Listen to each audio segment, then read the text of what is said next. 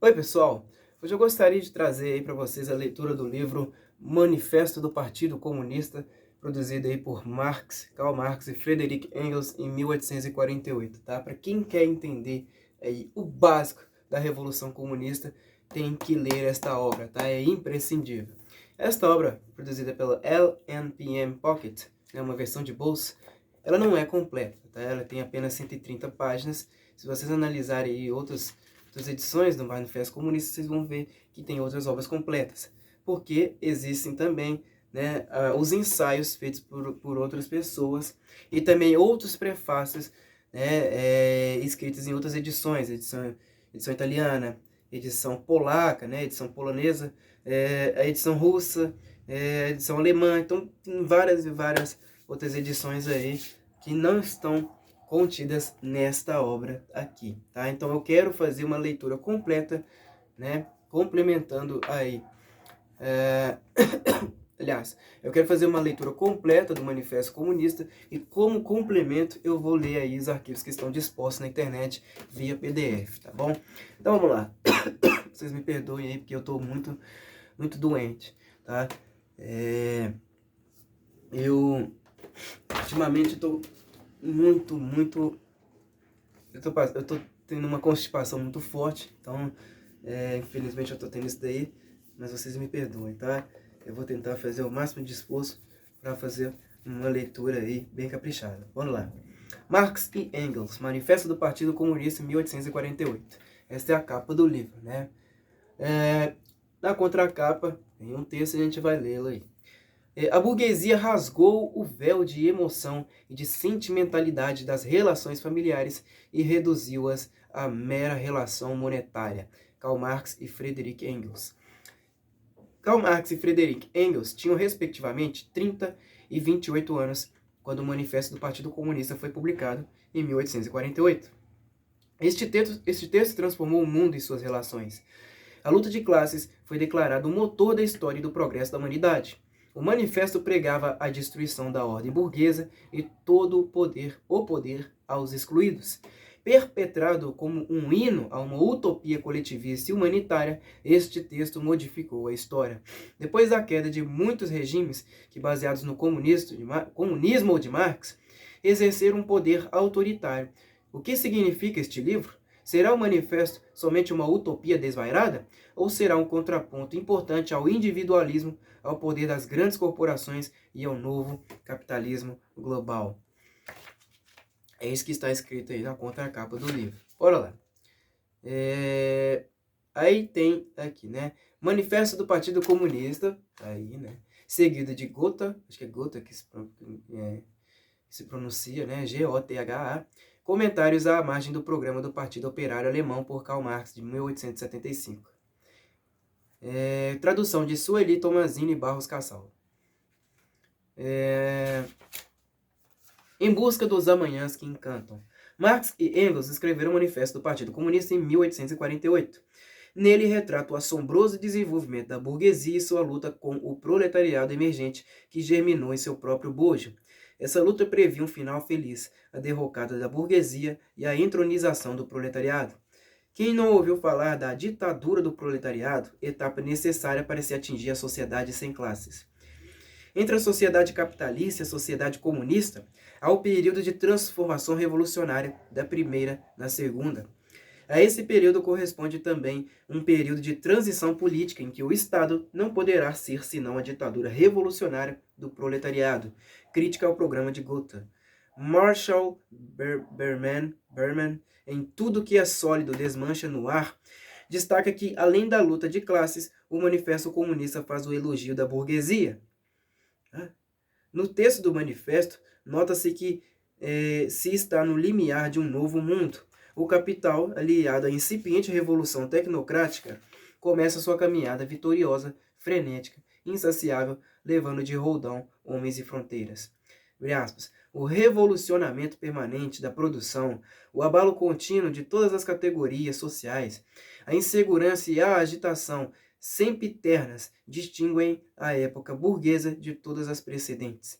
Todas as relações imutáveis esclerosadas, com seu cortejo de representações e de concepções vetustas e veneráveis se dissolvem. As recém-constituídas corrompem-se antes de tomarem consistência. Tudo que era estável e sólido desmancha no ar. Tudo que era sagrado é profanado, e os homens são obrigados a encarar com olhos desiludidos seu lugar no mundo e suas relações recíprocas. Fecha aspas, manifesto do Partido Comunista. Marshall Berman não hesita também em classificar o Manifesto Comunista como, abre aspas, a primeira grande obra de arte modernista, fecha aspas. Com efeito, outros manifestos seguiram-se ao Manifesto Comunista, exaltando as multidões, o trabalho, a modernidade e o maquinário, como o Manifesto Futurista de Marinetti em 1909.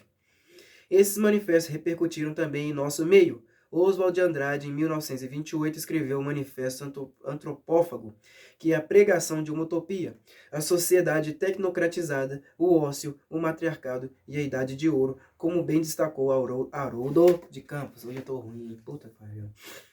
Hoje, depois do colapso que sofreram os sistemas totalitaristas explicativos do século XX, pode-se ler o Manifesto Comunista nessa direção. A famosa passagem que transcrevemos a seguir sobre a pedra da aura do ralo, que incide a partir do desenvolvimento da burguesia sobre as mais diversas profissões, tem ecos na perda da auréola, que Baudelaire destina ao poeta doravante destinado a lidar com o lado espúrio da sociedade. Também ecoa na concepção de Walter Benjamin, que imputou à era da reprodutibilidade técnica a responsabilidade pela perda da aura dos objetos na sociedade massificada. Mesmo se Benjamin foi influenciado pela mística judaica no que toca especialmente a esse ponto, é interessante notar a circulação dos conceitos de Marx e de Engels nesses diferentes autores que marcaram a literatura do século XX. Abre aspas. A burguesia despojou de sua aura todas as atividades até então consideradas com respeito e temor religioso. Transformou o médico, o jurista, o padre, o poeta, o homem de ciência em assalariados por ela remunerados. A burguesia rasgou o véu de emoção e de sentimentalidade das relações familiares e reduziu-as à mera relação monetária. A burguesia desvelou que as demonstrações de brutalidade da Idade Média, tão admiradas pela reação, tinham seu exato contrapeso na indolência mais abjeta. Foi quem primeiro demonstrou quão capaz é a atividade dos homens. Realizou maravilhas superiores às pirâmides egípcias, aos aquedutos romanos e às catedrais góticas. Levou a cabo expedições maiores que as grandes invasões e as cruzadas, fecha aspas, manifesto do Partido Comunista. Muito embora Marx e Engels se insurjam no manifesto contra os socialistas utópicos, zombando dos falancérios fourieristas e da Icária de Cabé, ambos delineavam esse mundo do amanhã, onde os proletários e não mais a burguesia e o capital seriam os protagonistas e onde se suprimiria a propriedade individual da terra, tópico presente em todas as utopias desde a República de Platão. À revelia de Marx e Engels, a marcha da história mostrou, portanto, que também eles trilhavam o caminho das utopias. O capital migrante avassalador e a revolução tecnocrática destronaram não só o proletariado, mas inclusive a própria ideia de trabalho, hoje um bem em vias de rarefação. No limiar do terceiro milênio, o sonho coletivista naufragou, deixando uma brecha para uma nova era do mais deslavado individualismo. Mas vale lembrar, juntamente com o Manifesto Comunista, dos sonhos remanescentes de toda uma tradição política ocidental que acreditou nos amanhãs que cantam. Alguns versos Canção da Internacional, Hino da Comuna, calcado nos versos do poeta Eugene Potier, resume os sonhos de Marx e Engels. Com efeito, a velha canção em que camponeses e operários se confraternizam para usufruir da terra inteira, depois de terem escorraçado reis, ociosos, generais e até Deus, hoje integra o lote melancólico das utopias perdidas. Abre aspas. Em pé, deserdados da terra, em pé, forçados da fome, a razão ribomba em sua cratera, é a irrupção do fim. Do passado façamos tábula rosa, multidão escrava, em pé. O mundo vai mudar de base, não somos nada, sejamos tudo. É a luta final, unamo-nos e amanhã a Internacional será o gênero humano, fecha aspas. Sueli T. Barros Cassal, abril de 2001. Karl Marx e Friedrich Engels, Manifesto do Partido Comunista, 1848. Prefácio à edição alemã de 1872. A Liga dos Comunistas, Associação Internacional dos Trabalhadores, que nas circunstâncias da época não podia deixar de ser secreta, encarregou os abaixo-assinados no Congresso de Londres em novembro de 1847 de redigir para publicação um programa teórico e prático detalhado do partido. Assim surgiu o manifesto seguinte, cujo manuscrito foi enviado para impressão em Londres algumas semanas antes da Revolução de Fevereiro. Publicado inicialmente em alemão, foi impresso pelo menos em 12 edições diferentes na Alemanha, na Inglaterra e na América. Em inglês, foi primeiro publicado em Londres em 1850, no Vermelho Republicano, em tradução de Ellen Macfarlane, e nos Estados Unidos em 1871, em pelo menos 3 traduções diferentes.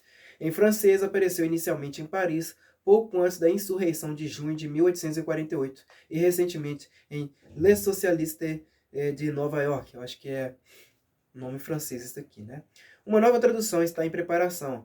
Apareceu em polonês em Londres, pouco depois da primeira edição alemã, e em russo, em Genebra, nos anos 60. Foi igualmente traduzido para o dinamarquês pouco depois do seu aparecimento. Apesar das condições terem se alterado consideravelmente nos últimos 25 anos, os princípios gerais desenvolvidos neste manifesto conservam, grosso modo, ainda hoje toda a sua razão de ser. Haveria que fazer aqui e ali algumas emendas. A aplicação prática desses princípios, o manifesto deixa claro, dependerá sempre e em toda parte das circunstâncias históricas dadas. Por isso, não atribuímos nenhuma importância particular às medidas revolucionárias propostas no final da seção 2.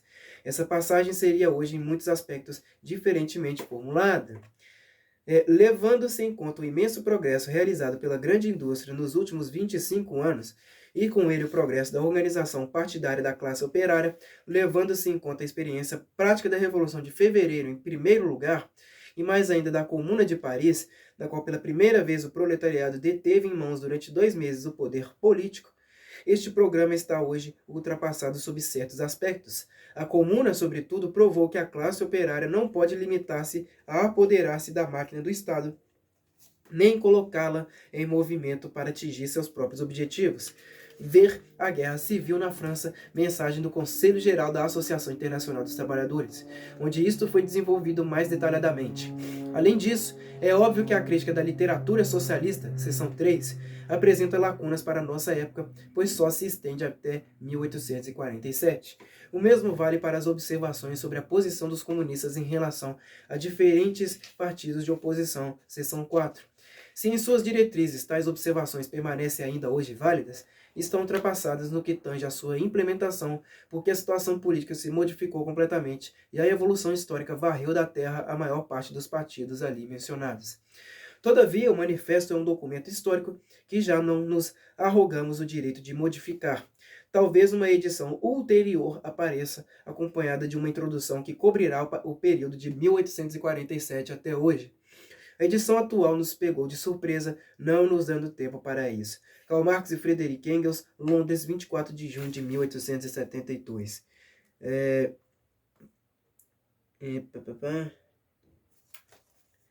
Aí, eu vou ler aqui o prefácio à edição russa de 1882, tá bom, gente? Deixa eu me ver aqui, página 72 do arquivo que está no PDF.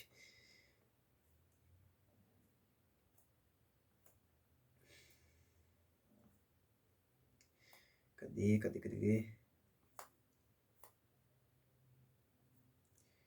72. Prefácio à edição russa de 1882. A primeira edição russa do Manifesto do Partido Comunista, traduzida por Bakunin, foi impressa em princípios da década de 1860 na tipografia do Kolokol. Não sei o que é isso. Nunca foram confirmadas a afirmação de que o tradutor tenha sido Mikhail Bakunin, e a impressão feita na tipografia do Kolokol, jornal democrático revolucionário editado em Genebra. Vamos lá, vamos continuar, né? Naquela época, o Ocidente via nessa edição uma simples curiosidade literária. Hoje em dia, essa concepção seria impossível. O campo limitado do movimento proletário daquele tempo, dezembro de 1847, está expresso na última parte do manifesto, a posição dos comunistas em relação aos vários partidos de oposição nos diferentes países. A Rússia e os Estados Unidos, precisamente, não foram mencionados. Era a época em que a Rússia se constituía na última grande reserva da reação europeia e em que os Estados Unidos absorviam o excedente das forças proletárias da Europa que para lá emigravam. Ambos os países provinham a Europa de matérias-primas, sendo ao mesmo tempo mercado para a venda de seus produtos industriais. De uma maneira ou de outra, eram, portanto, pilares da ordem europeia vigente. Que diferença hoje? Foi justamente a imigração europeia que possibilitou à América do Norte a produção agrícola em proporções gigantescas, cuja concorrência está abalando os alicerces da propriedade rural europeia, a grande como a pequena. Ao mesmo tempo, deu aos Estados Unidos a oportunidade de explorar seus imensos recursos industriais com tal energia e em tais proporções que dentro em breve arruinarão o monopólio industrial da Europa Ocidental, especialmente o da Inglaterra. Essas duas circunstâncias repercutem de maneira revolucionária na própria América do Norte. Pouco a pouco, a pequena e a média propriedade rural, a base do regime político em sua totalidade, sucumbe diante da competição das fazendas gigantescas. Ao mesmo tempo, formam-se pela primeira vez nas regiões industriais um numeroso proletariado e uma concentração fabulosa de capitais. E a Rússia? Durante a Revolução de 1848 e 1849, os príncipes e a burguesia europeus viam na intervenção russa a única maneira de escapar do proletariado que despertava. O czar foi proclamado chefe da reação europeia. Hoje ele é, em Gatina, prisioneiro de guerra da Revolução e a Rússia forma a vanguarda da ação revolucionária da Europa. O Manifesto Comunista tinha como tarefa a proclamação do desaparecimento próximo e inevitável da moderna propriedade burguesa, mas na Rússia vemos que ao lado do florescimento acelerado da velhacaria capitalista e da propriedade burguesa, que começa a desenvolver-se, mais da metade das terras é possuída em comum pelos camponeses. O problema agora poderia a Obshchina, não sei o que é isso, Comunidade Rural, ADAN, russa, Obshchina, Rússia, Obshchina, acho que é isso, forma já muito deteriorada da antiga posse em comum da terra, transformar-se diretamente na propriedade comunista? Ou, ao contrário, deveria primeiramente passar pelo mesmo processo de dissolução que constitui a evolução histórica do Ocidente? Hoje em dia, a única resposta possível é a seguinte: se a Revolução Russa constituísse no sinal para a Revolução Proletária no Ocidente, de modo que uma completamente a outra, a atual propriedade comum da terra na Rússia poderá servir de ponto de partida para uma evolução comunista. Karl Marx e Friedrich Engels, Londres, 21 de janeiro de 1882. Aí, deixa eu ver se eu estou na ordem aqui.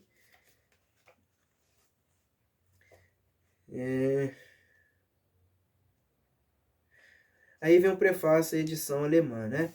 De 1883. Tenho, infelizmente, de assinar sozinho o prefácio à presente edição. Marx, o homem a quem toda a classe trabalhadora da Europa e da América deve mais serviços do que a qualquer outro, jaz agora no cemitério de Highgate, e sobre o seu túmulo já reverdece a primeira relva. Depois de sua morte, não se pode mais pensar em rever ou complementar o manifesto. Por isso, considero ainda mais necessário lembrar expressamente o seguinte: a ideia fundamental que percorre todo o manifesto é a de que, em cada época histórica, a produção econômica e a estrutura social que dela necessariamente decorre constitui a base da história política e intelectual dessa época, que, consequentemente, desde a dissolução do regime primitivo da propriedade comum da terra, toda a história tem sido a história da luta de classes, da luta entre explorados e exploradores, entre as classes dominadas e as dominantes nos vários estágios da evolução social. Que essa luta, porém, atingiu um ponto em que a classe oprimida e explorada, o proletariado, não pode mais libertar-se da classe que a explora e oprime, a burguesia, sem que, ao mesmo tempo, liberte para sempre toda a sociedade da exploração, da opressão e da luta de classes. Este pensamento fundamental pertence única e exclusivamente a Marx. Já afirmei isso diversas vezes, mas exatamente agora é preciso que essa declaração se torne bem clara no frontispício do manifesto. Friedrich Engels, Londres, 28 de junho de 1883. Deixa eu ver se eu estou na ordem aqui, tá?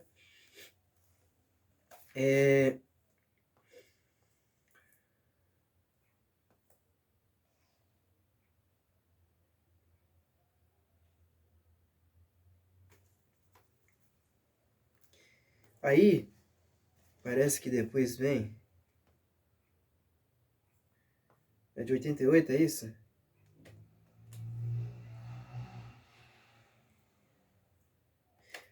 É de 82, eu já li?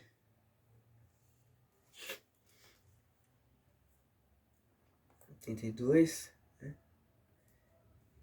83 foi a alemã, né?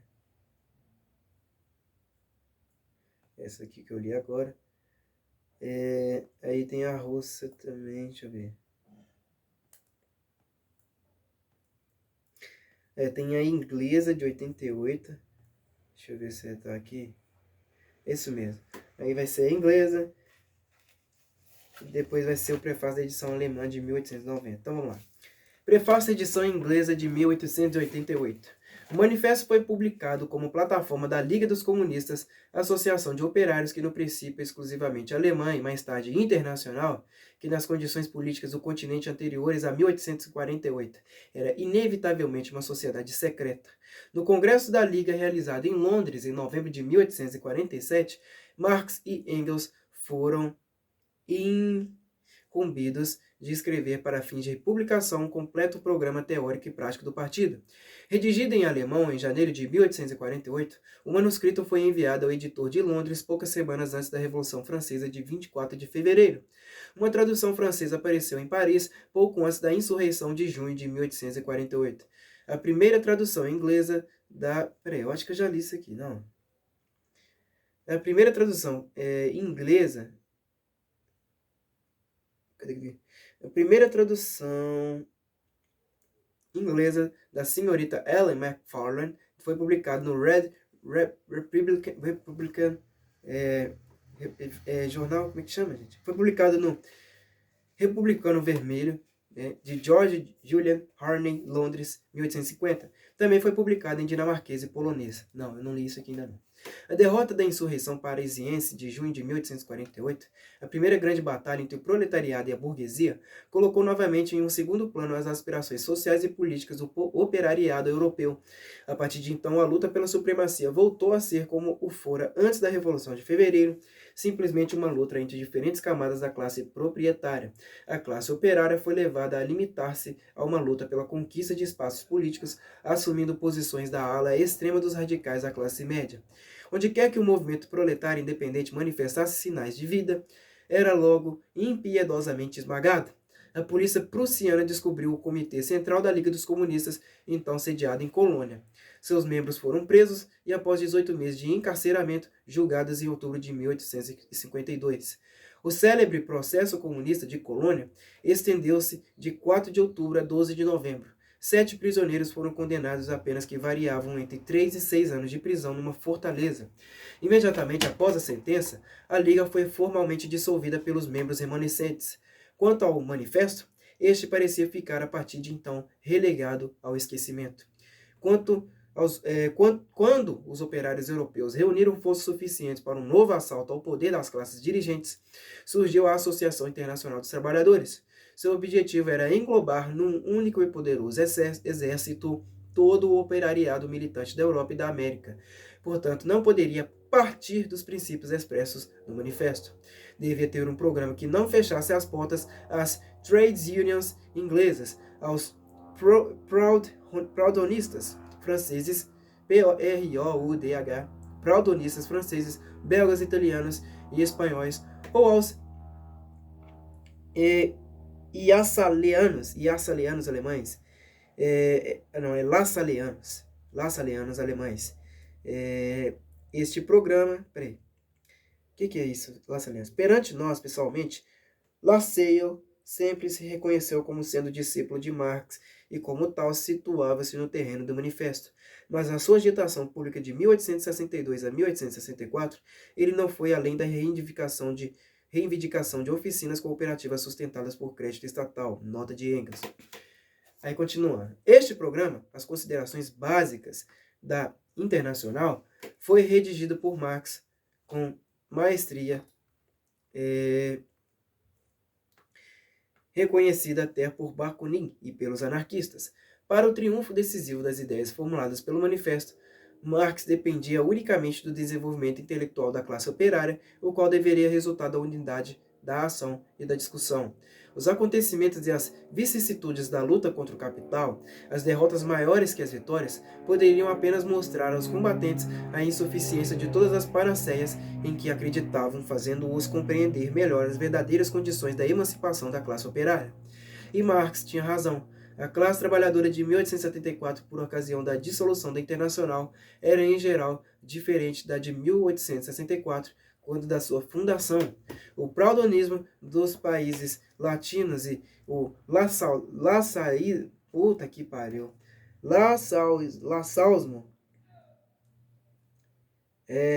cadê?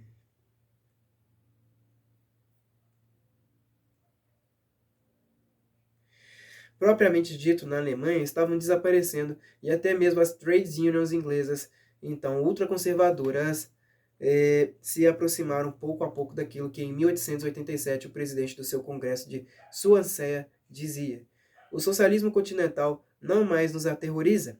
Mas por essa época, o socialismo continental confundia-se quase que exclusivamente com a teoria formulada no manifesto.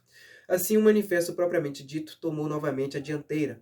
Desde 1850, o texto alemão foi editado várias vezes na Suíça, na Inglaterra e na América do Norte. Em 1872, foi traduzido para o inglês em Nova York, sendo publicado no Woodhull and Claflin's Weekly. Da versão inglesa foi feita a francesa, que surgiu no Le Socialiste de Nova York. Desde então, publicaram-se mais 2 traduções inglesas na América, mais ou menos incompletas, e uma delas foi editada na Inglaterra. A primeira tradução russa, de autoria de Bakunin, foi publicada na gráfica Kolokol de Herzen, em Genebra, por volta de 1863. A segunda pela heróica Vera Zasulich. Também foi publicada em Genebra em 1882. Aí tem uma referência aqui nessa Vera Zasulich. Né? O tradutor foi, na verdade, George Plekhanov, 1856-1918. Engels reconhecerá este erro em um artigo no Socialis aus Russland, em 1894. Nessa edição, os erros da primeira tradução, atribuída por Marx e Engels a Bakunin, foram eliminados e com ela iniciou-se uma ampla difusão das ideias do manifesto na Rússia. Também foi publicada... Encontra-se uma edição dinamarquesa de 1885 no Social Democratisk de Copenhague, Bibliothèque de Copenhague, e uma francesa no Le Socialiste de 1886 em Paris. Dessa última publicou-se uma versão espanhola em 1886 em Madrid. Perdeu-se a conta das edições alemãs. Houve pelo menos 12 delas. Eu soube que uma tradução armênia, que deveria ser publicada em Constantinopla há alguns anos atrás, não se verificou, porque o editor teve medo de publicar um livro que levasse o nome de Marx, e o tradutor recusou divulgá-la como obra sua. Já ouvi falar de outras traduções em outras línguas, embora não as tenha visto. Portanto, a história do manifesto reflete em grande parte a história do movimento operário moderno. Atualmente é, sem dúvida, a obra de maior circulação, a mais internacional de toda a literatura socialista, o programa comum adotado por milhões de trabalhadores da Sibéria à Califórnia. No entanto, quando surgiu, não poderíamos chamá-lo um manifesto socialista. Em 1847, consideravam-se socialistas 2 tipos diversos de pessoas. De um lado, havia os adeptos dos vários sistemas utópicos, principalmente os Owenistas da Inglaterra, e os Fourieristas na França, ambos já reduzidos a meras seitas agonizantes. De outro, os vários gêneros de curandeiros sociais que queriam eliminar, por meio de suas várias panaceias e com todas as espécies de cataplasma, as misérias sociais, sem tocar no capital e no lucro. Nos 2 casos eram pessoas que não pertenciam ao movimento dos trabalhadores, preferindo apoiar-se nas classes cultas. Em contrapartida, o setor da classe trabalhadora, que exigia uma transformação radical da sociedade, convencido de que revoluções meramente políticas eram insuficientes, denominava-se então comunista. Tratava-se ainda de um comunismo mal esboçado, instintivo e por vezes grosseiro, mas era bastante poderoso para dar origem a 2 sistemas de comunismo utópico. Na França, o icariano, de Cabet, e na Alemanha, o de Weitling, W-E-I-T-L-I-N-G. Em 1847, o socialismo significava um movimento burguês e o comunismo um movimento da classe trabalhadora. Ao menos no continente, o socialismo era muito bem considerado, enquanto o comunismo era o oposto. E como desde então éramos decididamente da opinião de que a emancipação dos trabalhadores deve ser obra da própria classe trabalhadora, não podíamos hesitar entre os dois nomes a escolher. Posteriormente, nunca pensamos em modificá-lo. Sendo o manifesto nossa obra comum, cabe-se declarar que a proposição fundamental pertence a Marx. Essa proposição é a de que em cada época histórica, a produção econômica, o sistema de trocas e a estrutura social que dela necessariamente decorre, constituem a base e a explicação da história política e intelectual dessa época, que, consequentemente, desde a dissolução do regime primitivo de propriedade comum da terra, toda a história da humanidade tem sido a história da luta de classes, conflitos entre explorados e exploradores, entre as classes dominadas e as dominantes, que a história dessas lutas de classes se constitui de uma série de etapas, atingindo hoje um ponto em que a classe oprimida e explorada, o proletariado, não pode mais libertar-se da classe que explora e oprime, a burguesia, sem que ao mesmo tempo liberte de uma vez por todas toda a sociedade da exploração, da opressão, do sistema de classes e da luta entre elas. Pouco a pouco, vários anos antes de 1845, fomos elaborando essa ideia que, em minha opinião, será para a história o que foi para a biologia a teoria de Darwin. O meu livro A Situação da Classe Operária na Inglaterra, The Condition of the Working Class in England, em 1844, by Frederick Engels, translated by Florence K. Wisniewski, sei lá como é que se pronuncia esse nome, não sei, Nova York. Cadê? Revela até onde fui nessa direção. Mas quando reencontrei Marx, em Bruxelas, na primavera de 1845, ele já a elaborara completamente, expondo-o adiante de mim, mais ou menos tão claramente como fiz aqui. Do nosso prefácio comum à edição alemã de 1872, cito o seguinte: Engels transcreve aqui o segundo parágrafo e a primeira frase do terceiro do referido prefácio. A presente tradução é de Samuel Moore, o tradutor da maior parte de O Capital de Marx. Fizemos a revisão juntos e acrescentei algumas notas com explicações históricas. Frederick Engels, Londres, 30 de janeiro de 1888. Aí, minha gente, vem aí o prefácio, edição alemã de 1890. Esse daí está aqui no livro, né? Deixa eu só conferir se ele está de acordo.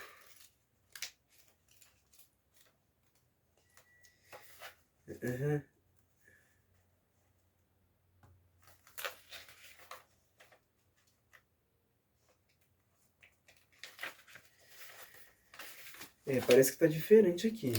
No livro tá diferente de acordo com o que tá no PDF, mas vamos ver.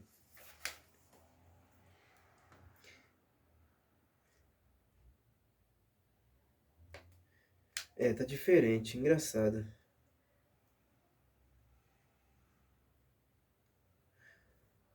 Deixa eu ver.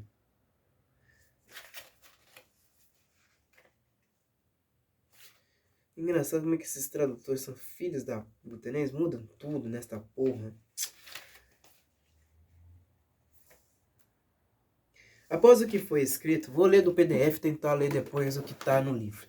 Após o que foi escrito, além da necessidade de uma nova edição alemã, surgiram vários fatos que merecem ser lembrados aqui. Uma segunda tradução russa por Vera Sassulich, sei lá como é que se pronuncia isso, apareceu em Genebra em 1882. Seu prefácio foi escrito por Marx e por mim. Infelizmente perdi o manuscrito original alemão. Tenho, portanto, que retraduzir do russo, o que de maneira alguma é favorável ao texto. Aqui Engels reproduz com pequenas alterações o prefácio escrito para a edição russa de 1882. Mais ou menos na mesma época surgiu em Genebra uma nova versão polonesa, Manifest Kommunistyczny.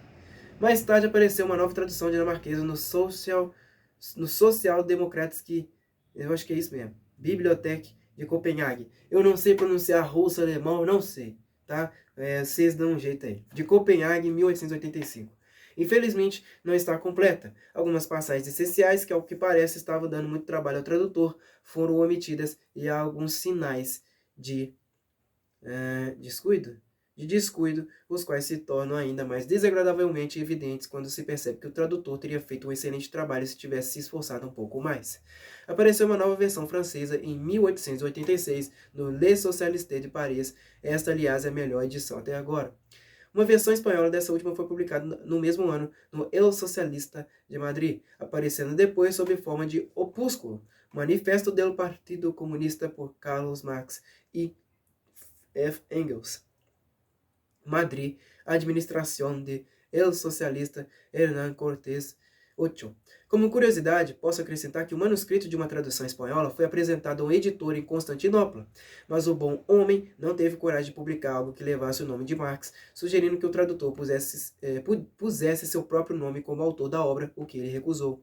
Depois que várias das poucas exatas traduções americanas foram repetidamente editadas na Inglaterra, uma versão autêntica apareceu finalmente em 1888, graças a meu amigo Samuel Moore.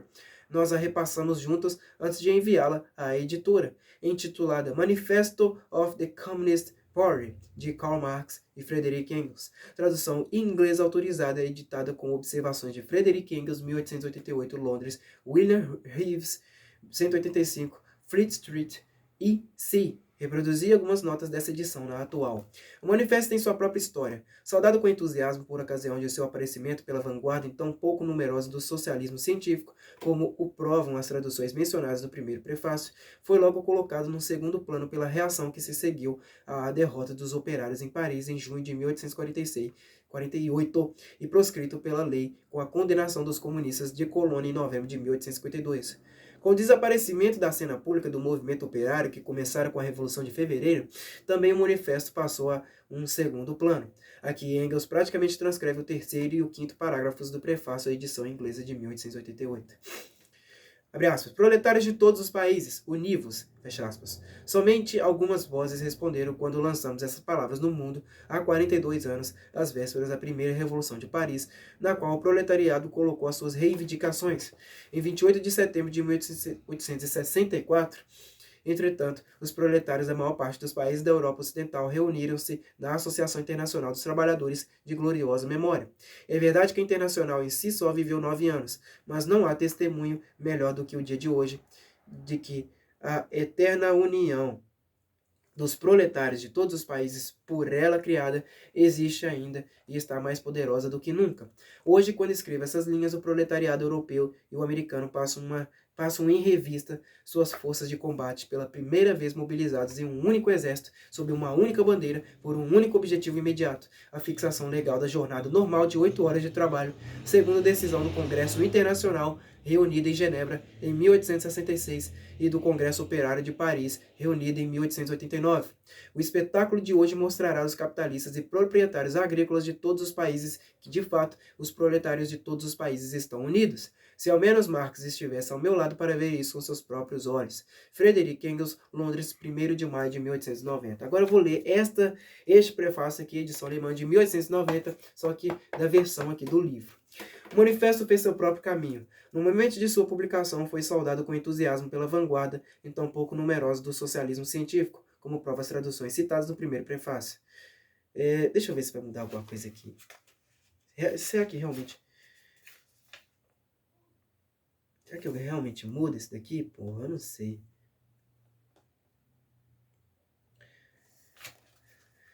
O manifesto fez seu próprio caminho. No momento de sua publicação, foi saudado com entusiasmo pela vanguarda então pouco numerosa do socialismo científico, como prova as traduções citadas no primeiro prefácio. Logo depois, foi relegado ao segundo plano pela reação iniciada com a derrota dos operários parisienses em junho de 1848. Finalmente, foi proscrito de acordo com a lei pela condenação dos comunistas de Colônia em novembro de 1852, desaparecendo da cena pública o movimento operário que datava da Revolução de Fevereiro. O manifesto passou também para o segundo plano.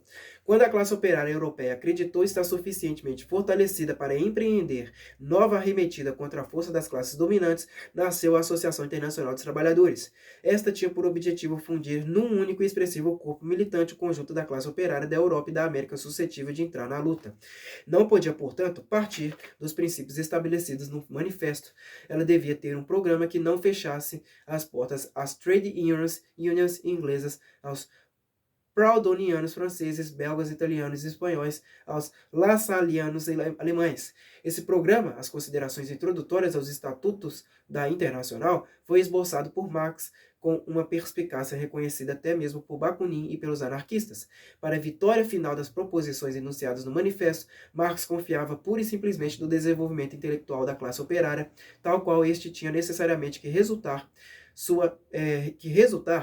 da unidade de ação e da discussão. Os acontecimentos e as vicissitudes da luta contra o capital, as derrotas mais do que os êxitos, não podiam deixar de mostrar claramente aos combatentes a insuficiência das panaceias pregadas até então, e de torná-los aptos a compreenderem a fundo as verdadeiras condições da emancipação dos trabalhadores.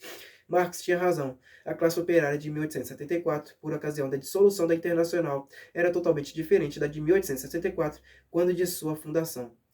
O Proudhonismo nos países latinos, o lassalismo específico na Alemanha agonizava, e as mais conservadoras trade unions inglesas aproximavam-se progressivamente do ponto em que, em 1887, o presidente do seu congresso poderia declarar em nome delas em Swansea. O socialismo do continente perdeu para nós seu aspecto aterrorizador, fecha aspas. Mas o socialismo continental desde 1887 já era quase só a teoria proclamada no manifesto. E assim a história do manifesto reflete até certo ponto a história do movimento operário moderno desde 1848. Hoje ele é, sem nenhuma dúvida, o produto mais amplamente difundido, mais internacional do conjunto da literatura socialista, o programa comum de milhões e milhões de operários de todos os países da Sibéria à Califórnia.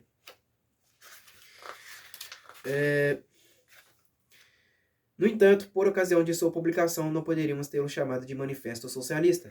Por socialista, em 1847, entendia-se dois tipos de pessoas. De uma parte, os adeptos dos diversos sistemas utópicos, especialmente os owenistas na Inglaterra, e os fourieristas na França, os quais já estavam reduzidos na época a meras seitas agonizantes. De outra parte, os charlatões sociais de todos os horizontes, que com suas diversas panaceias e toda sorte de remendos queriam eliminar os males sociais sem causar nenhum prejuízo ao capital e ao lucro. Em ambos os casos, pessoas que estavam fora do movimento operário e procuravam sobretudo o apoio das classes cultas. Em compensação, a parte dos operários que, convencida da insuficiência de simples mudanças políticas, exigia uma reorganização global da sociedade, essa parte chamava-se então comunista. Era apenas um comunismo toscamente elaborado, somente instintivo, por vezes um pouco primário, mas foi suficientemente forte para dar origem a dois sistemas de comunismo utópico. Na França, o comunismo icariano de Cabet, na Alemanha, o de Weitling. Em 1847, o socialismo significava um movimento burguês, o comunismo, um movimento operário. O socialismo, pelo menos no continente, podia figurar nos salões. Com o comunismo, dava-se o inverso. E como já nesse momento estávamos muito apegados à ideia de que a emancipação dos trabalhadores deve ser obra da própria classe operária, não podíamos ter nenhuma dúvida sobre qual dos nomes era preciso escolher. Desde então, jamais nos passou pela cabeça repudiá-lo. Abre aspas, proletários de todos os países univos, fecha aspas. Poucas foram as vozes que responderam quando lançamos essas palavras ao mundo 42 anos atrás, às vésperas da primeira Revolução Parisiense, na qual o proletariado entrou em cena com suas próprias reivindicações. Mas em 28 de setembro de 1864, proletários da maior parte dos países da Europa Ocidental uniram-se para formar a Associação Internacional dos Trabalhadores de gloriosa memória. É bem verdade que a Internacional só viveu 9 anos, que a aliança eterna entre os proletários de todos os países por ela criada está ainda viva e com uma vida pujante do que nunca. Não há melhor testemunho do que precisamente o presente. Pois hoje, no momento em que estou escrevendo estas linhas, o proletariado da Europa e da América passa em revista suas forças combatentes mobilizadas pela primeira vez, mobilizadas em um único exército, sob uma única bandeira, para um único objetivo imediato: a regulamentação da jornada de trabalho de 8 horas, fixada legalmente e proclamada desde 1866 pelo Congresso Internacional em Genebra e de novo em 1889 pelo Congresso Operário de Paris. O espetáculo do dia de hoje abrirá os olhos aos capitalistas e aos proprietários de terra de todos os países para o fato de que hoje os proletários de todos os países estão efetivamente unidos. Pena que Marx não esteja mais ao meu lado para ver isso com seus próprios olhos. Frederick Engels, Londres, 1º de maio de 1890. Vocês viram que mudou um pouco, né? Agora, qual que eu vou ler aqui? Qual parte da edição que eu vou ler aqui? Qual edição? Foi a edição alemã, né? 1890. Eu acho que tem ainda a polonesa, né? A polaca e a italiana. Deixa eu ver aqui.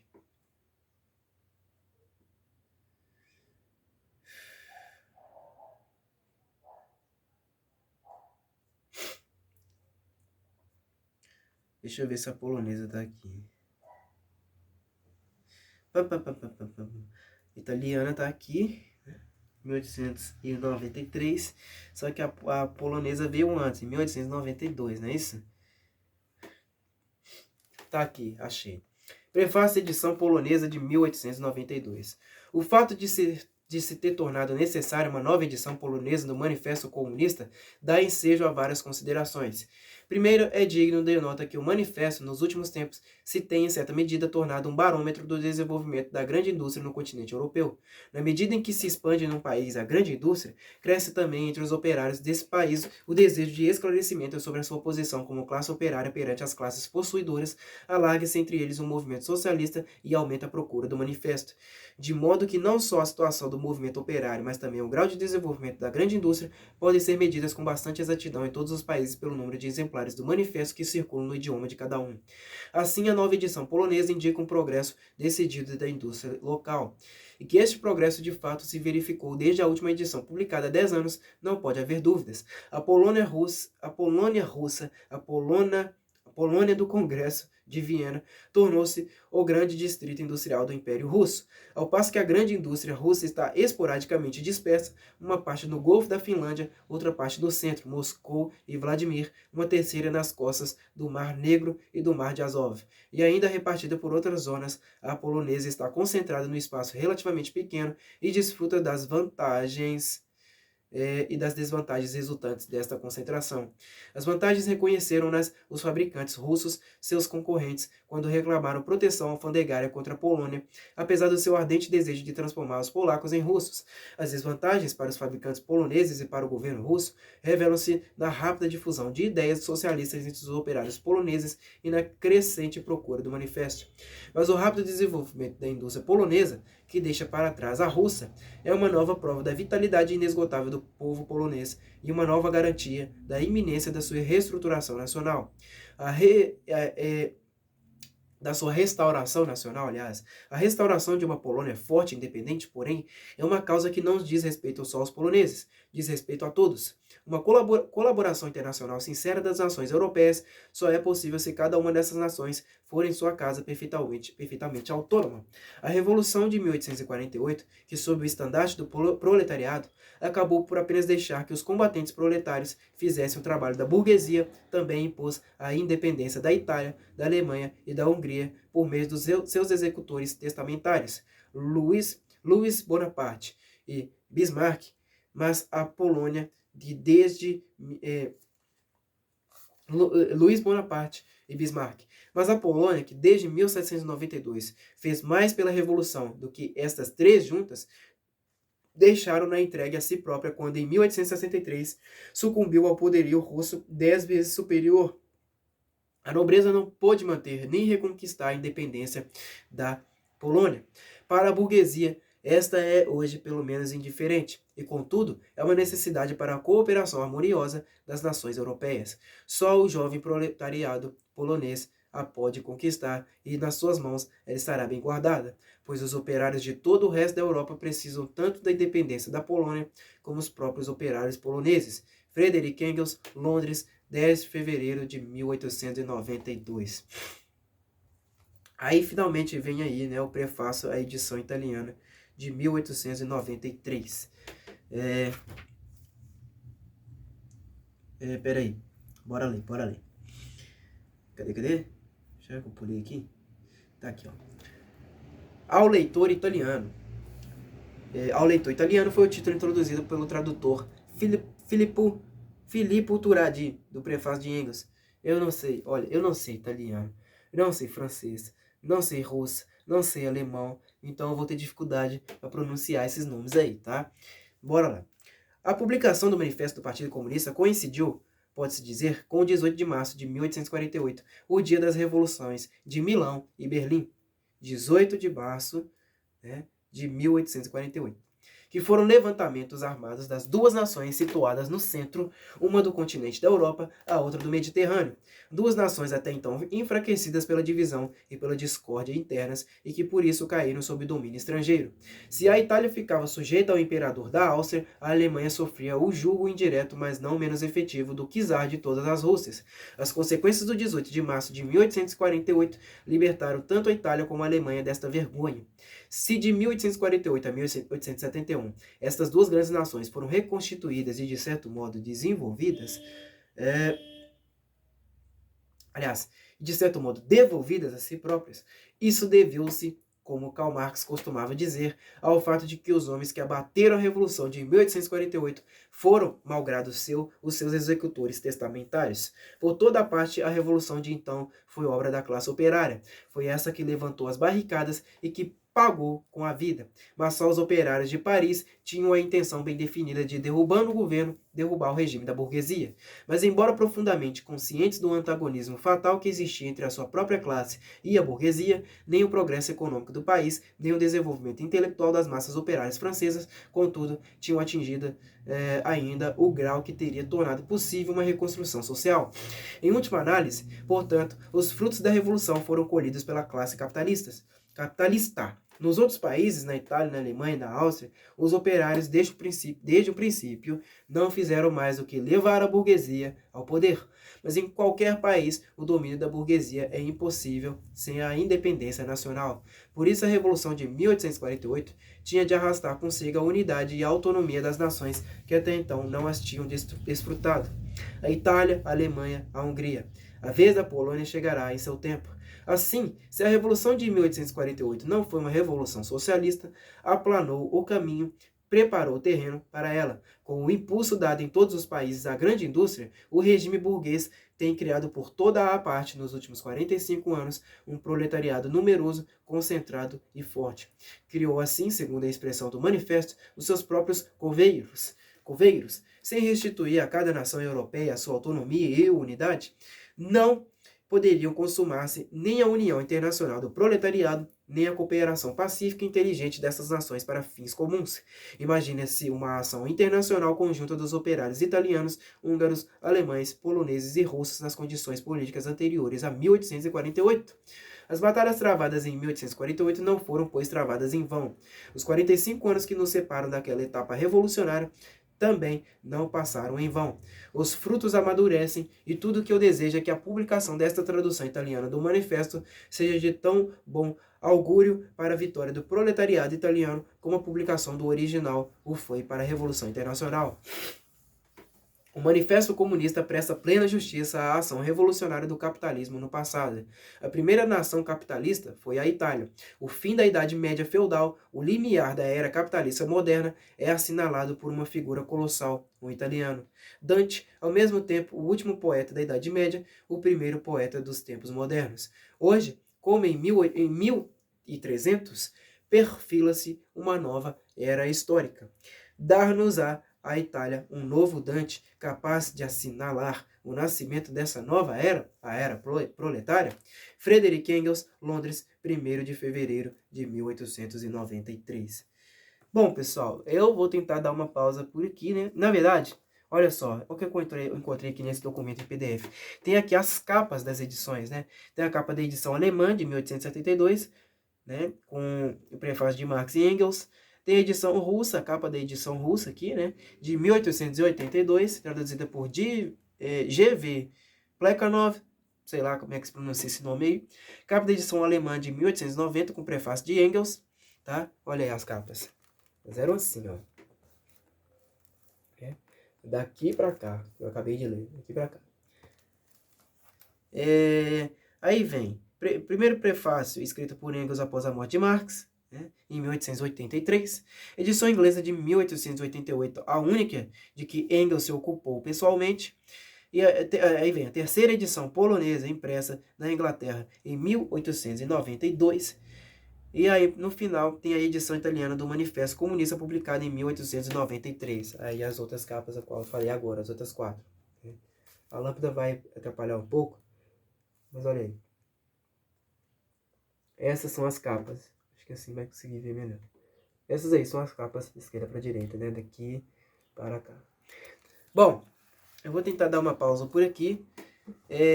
Aí tem aqui, em memória do Manifesto Comunista. Eu não sei se aqui no livro tem, em memória do Manifesto Comunista. Aqui, pelo menos o PDF tem, deixa eu ver aqui no livro.